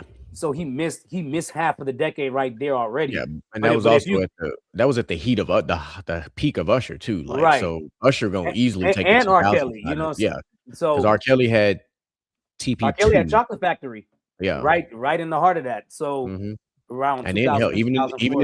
even in the 2010s, he had TP3 Reloaded. Yeah.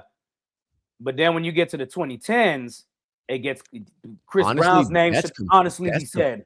that's competitive between Usher, Chris Brown, and R. Kelly in the 2010s. That's competitive. They all dropped banger albums in the 2010s. No, I'm not putting R. Kelly in the 2010s. That's fine. But then even if you just put Usher in there, those two dropped banger albums in the 2010s.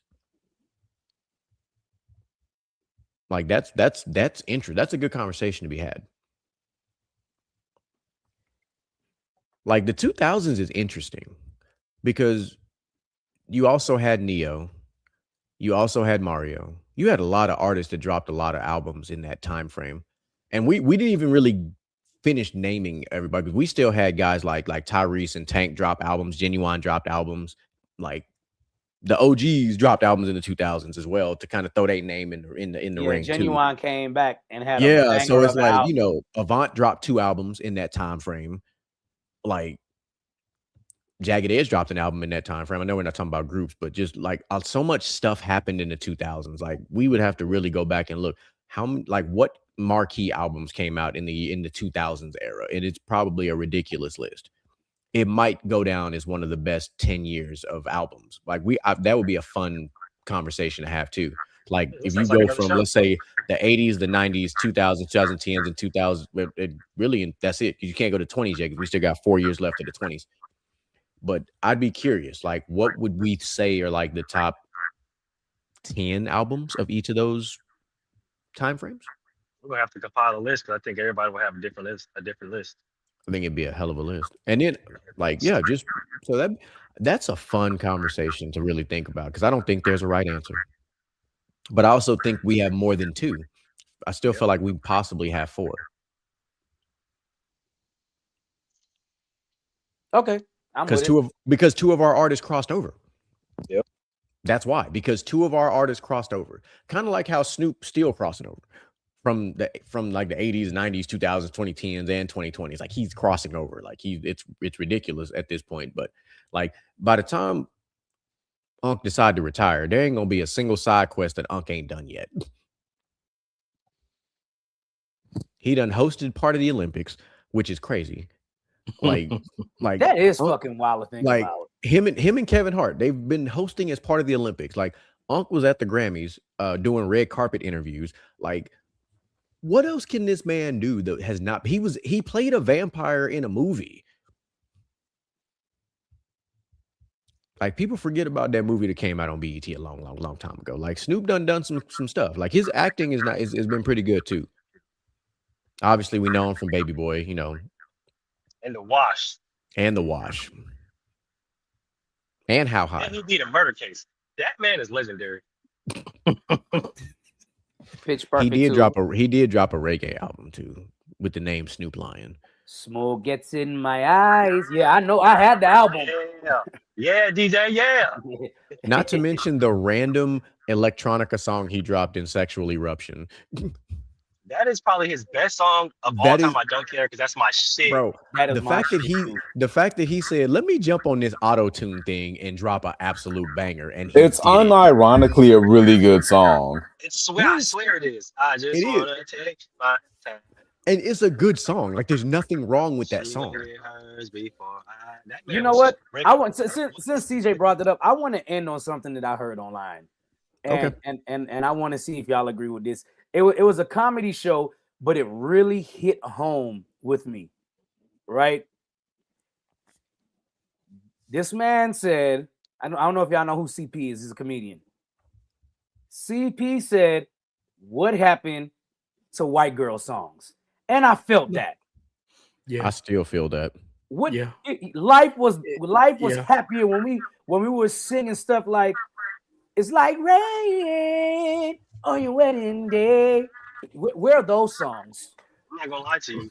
I miss Kesha now that you said that because Hey, facts. I seen I'll her as take it a a step further. I need the TikToks, all that. Moo, I saw Kesha in concert at the House of Blues here in Houston. She put on a hell of a show. Like when that song "Don't Stop" came out and she had gold Bless you. fucking glitter and streamers and shit coming out, I was like, this is fucking crazy. The white boys need to get back in the garage. What happened to the fucking Oh, garage yeah. band? See, that's the one. That's the statement. The The white white boys boys get done back got in into the all goddamn kinds of garage. bullshit. They need to get back in the goddamn garage. where are the gym class heroes and the Fallout Boys? Like, where are They these all want to be types of- rappers. They all want to be rappers. Thank you, DJ. You want to know who we were wrong? You want to know who we were wrong? It's all of these biracial children out here with these Caden and Jaden and Braden. Where is Rex at? Okay, where is Cole? All right, where is the goddamn Billies? All right, I don't hear. Not motherfucking- blaming the half and halves. Yeah, I'm blaming the halfers, bro. I'm blaming the halfers because Oh. why? As soon as niggas The get away blame. with rapping that shit, now everybody want to be a rapper. Now everybody want to be Drake. Now everybody want to be J. Cole. Okay? No, we need the Fall Out Boys. We need the Red Hot Chili Peppers. Okay? It's Yeah. at We don't need least Jack- we two don't of need us no more on this Jack call Harlows. who got We like don't need light no more skinned Jack children, Harlows. bro. We don't need no more Jack Harlows. We don't need bro, them. I want to hear the name goddamn Gunner again. Okay? I haven't heard of Gunner in 10 years, bro. All right, Hey, where the are the most- Harleys at, bro? Like, The Right, most yeah, white they- boy name I ever heard, I knew a motherfucker named Maverick. Like come on, unironically, where the yeah. Mavericks at? unironic, that nigga name was Maverick. I'm Where's like, bro, Maverick? you white as all That's get where we went out, wrong, bro. That's where we went wrong, bro. All the You- Jadens and Cadens and Hey. Bradens and Haydens. Let me tell you, music started going south when names started looking like PlayStation gamer tag names. Charlie XX. NBA YoungBoy, 21 Savage. XXXTentacion, however the hell you said his name. Look, Bro, Lil I Peep. thought that said shit right. was triple extension for the longest time. I did too because I So didn't did know I. how to That's say it. so too. God damn it. Juice World. Better than me, I call that nigga X. Hell, low key, Travis Scott sounds like a damn gamer tag. I said that. I mean, I I seen that agree nigga with- in concert too. That's the sad part. I do agree with Moo though. Like, where are the Gunners and the Mavericks? The Coles. Yeah, man.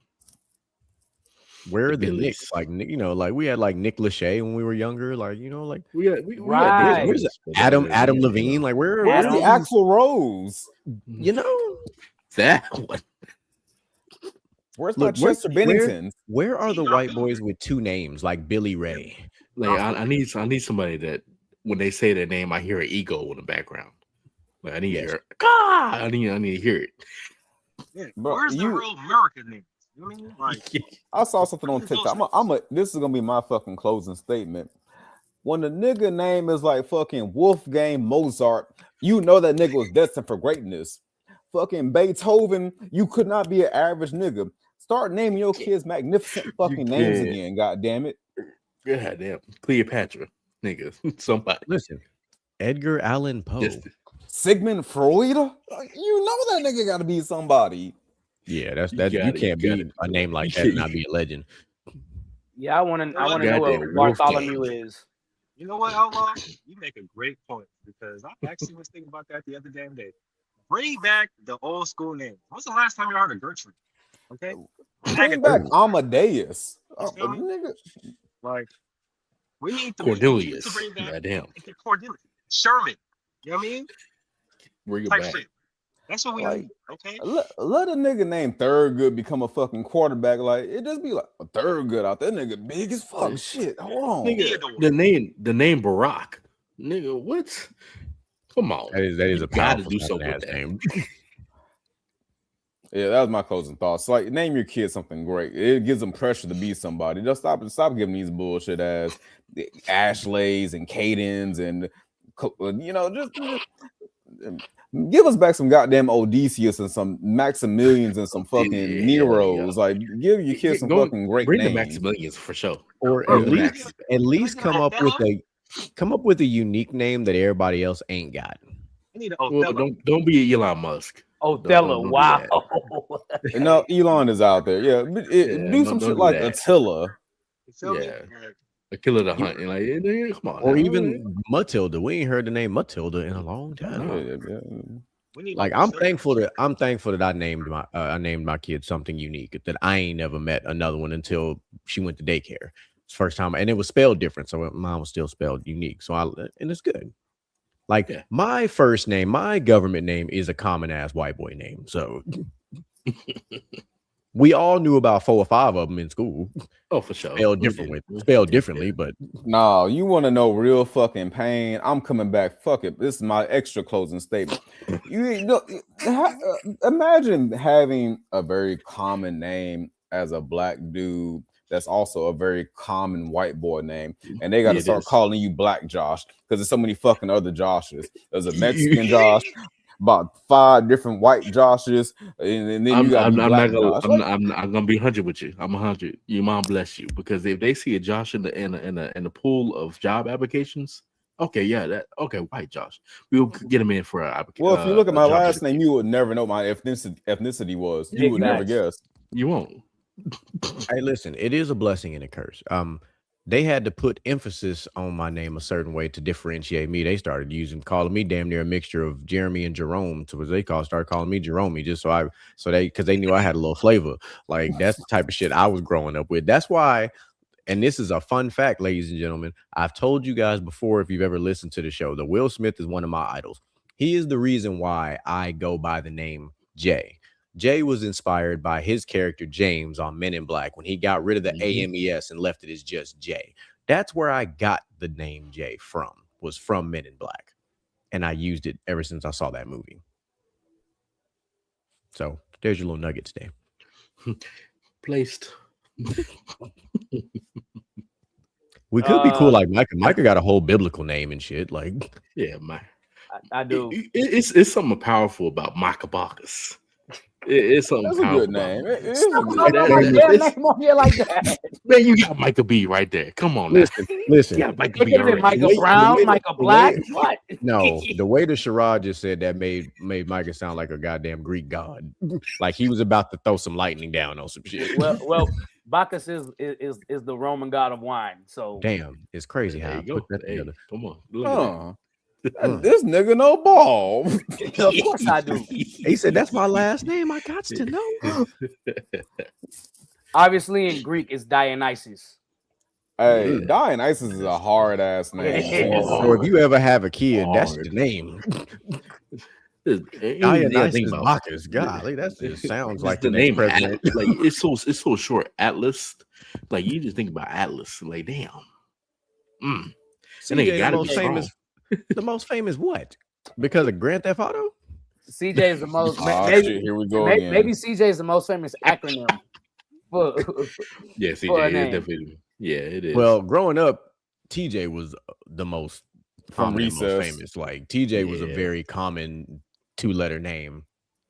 TJ, CJ, and Ty. Those are like 3 of the most common, and I'm a not couple gonna of lie JJ to sprinkled you. in. Like somebody tried to call me JC one time. I said, "Don't ever say that shit ever again." Boy, I I was know like, JC. I know JC. hell no. It was a female too. She was like, "Can I call you JC?" I was like, "The fuck, you cannot." But like, because when you think about it, it's like JC you sound like Chavez, man, that's like That I was about to fine. say, JC. you think Like, about the sound like NSYNC singer immediately. Yeah, I don't go by JJ or JC. Like my name is fucking Josh to like 90% of people, bro. Josh. I, I was I, thinking Drake and Josh. That's all I thought about. That's I funny never because needed. that's your I middle never thought I name. needed like an That's elaborate crazy. nickname, That's bro. crazy. Listen, Hey, Josh. I was gonna say if something we when he said that because I was like, "Look at that, y'all! Calvin got a job." Hey, Outlaw. If we ever collab, we're definitely gonna be called Drake and Josh because my middle name Oh is, my is god, Drake. My middle name is Drake, and you could be Josh. There you go. bro! I'm gonna say something You controversial, and y'all can't do niggas. that in I know y'all niggas tired of me 2026. talking already, but I have never seen a single episode of Drake and Josh. What? Never seen a single That's episode. crazy. You I've never can't even Why? wanted to That's see like the why? Zach and Cody. Be so simple. listen, brother. You can't do Drake and Josh in 2026. One of them is in jail. Drake's still in jail. Drake still Pretty in sure. jail. No, I'm I pretty think sure I he's I thought still thought he in that's was out out. jail. because of I thought he the was out. little documentary that they had on what's his name? Yeah, I'm pretty sure he's still in Oh, jail You for know some what? nefarious ass fuck shit. it. No, I I never didn't watched the know. I show. don't know what he So did. So I mean, I don't know I'm what he did. gonna So, let I you mean, look it up and see for yeah, I yourself. will. But I after will. you I see it, will. you ain't gonna want to do that All reference no right, more. man. Final thoughts, because we're gonna keep cutting up. Final thoughts. Well, Mr. I've had Outlaw, 3, so let me shut the fuck up. All right, Mr. Gent, go ahead. Goddamn. No, it was a good show. Y'all come back, same bad time, say to Pat channel. Run up them numbers on Instagram, TikTok, run them up. Go ahead and like and subscribe and everything you got to do to see our pretty faces again over and over throughout your week. Outlaw,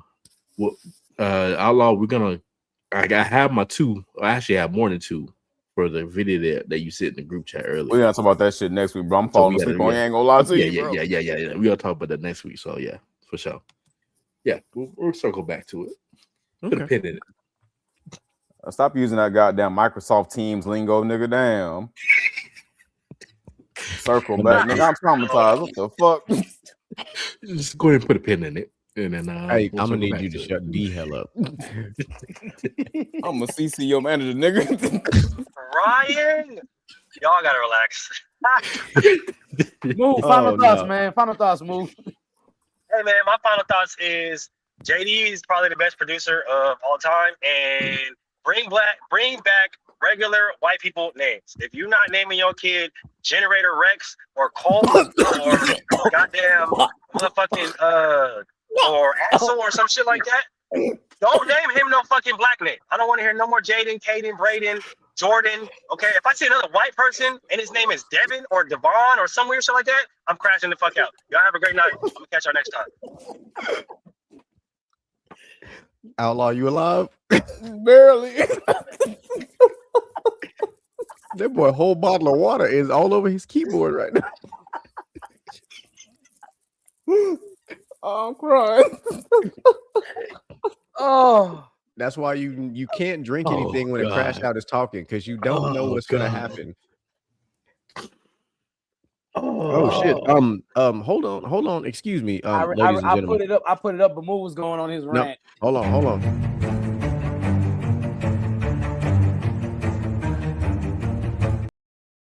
We ain't got to do that in a while. But right before the show's about to end, I just want to read this real quick. Ladies and gentlemen, the New York Giants are finalizing a deal to make John Harbaugh their new head coach. Oh.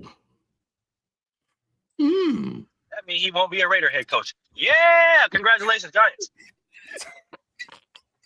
That man does not like Harbaugh at all. Shouted. Not at all.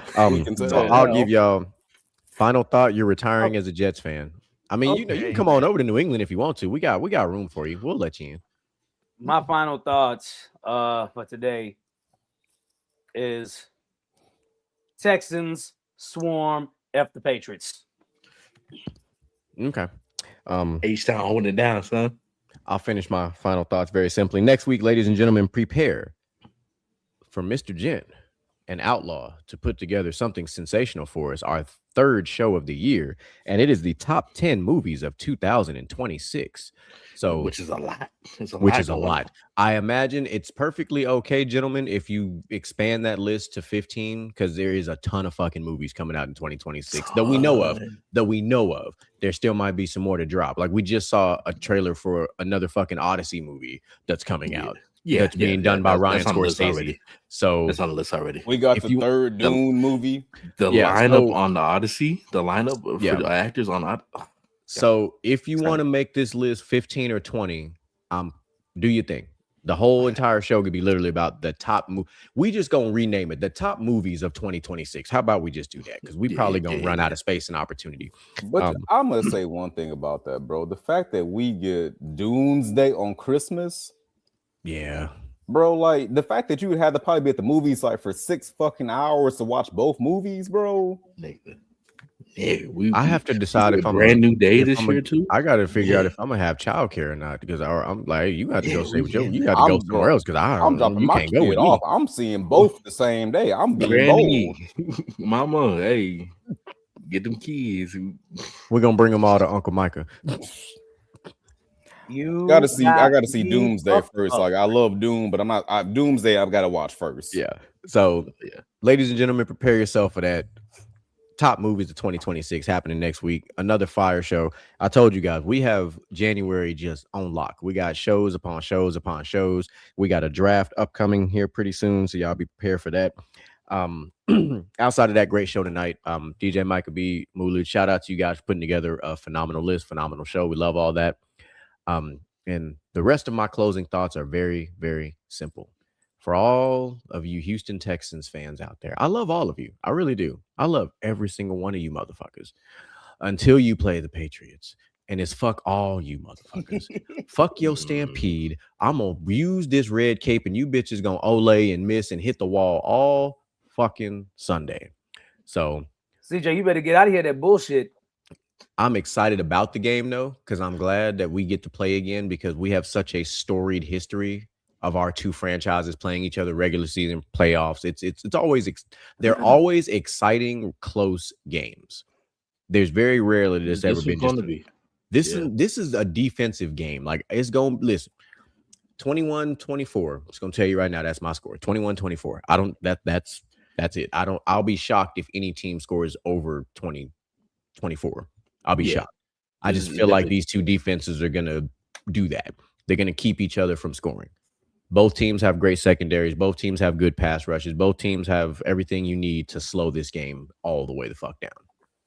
So, with that being said, Josh Allen and company, I hope y'all get dog walked by the Broncos. Because fuck y'all, because y'all in my division too. Yeah, fuck Josh Allen. And I don't fuck with nobody else in the AFC East but the Patriots. Point blank, period. I much rather have wanted to have played the Texans in the AFC Championship, but that's just not how it went, because y'all couldn't win the fucking division. But that's neither here nor there. That was some fire on that one, right? What you mean? Because the Texans would have beat the Bills in the first round. We would have. That is 100% fact. That's why I'm salty. 100% fact. That's why I'm salty, because the Patriots and the Texans in the AFC Championship game would have drawn ratings and fed families. You're right. This man's talking about this like really from business standpoint. Josh Allen. Because it's always gonna be fuck Josh Allen. You know what else is going to draw ratings and feed families? Texans versus Bills in the AFC Championship. It will. It would. You know what? It probably will in 2028. Texas football. Amen. But that's all I got, ladies and gentlemen. Chat, we appreciate y'all. Moody, we appreciate you popping up. CJ, appreciate you always pulling up when you pull up. I would say sorry for your Jets, but I won't. Y'all are far and away still. Y'all are far. The fact that y'all are more dysfunctional than the Cleveland Browns is insane. He ain't lying. Fuck them punk ass Jets. Yeah. Like the Raiders about to have a whole ass turnaround. Yeah. Like I told you, Moo, y'all were so close to winning a lot of games this year. So close. Wow. Oh, all right. Let's get the fuck up out here. Ladies and gentlemen, we love y'all. We appreciate y'all. And we are. Motivation in you and inspire the world to do what you can. If you love it, then fuck it, get through it. Mumble mentality activated. I waited for so long. Get burdens, I've outweighed. When you see me.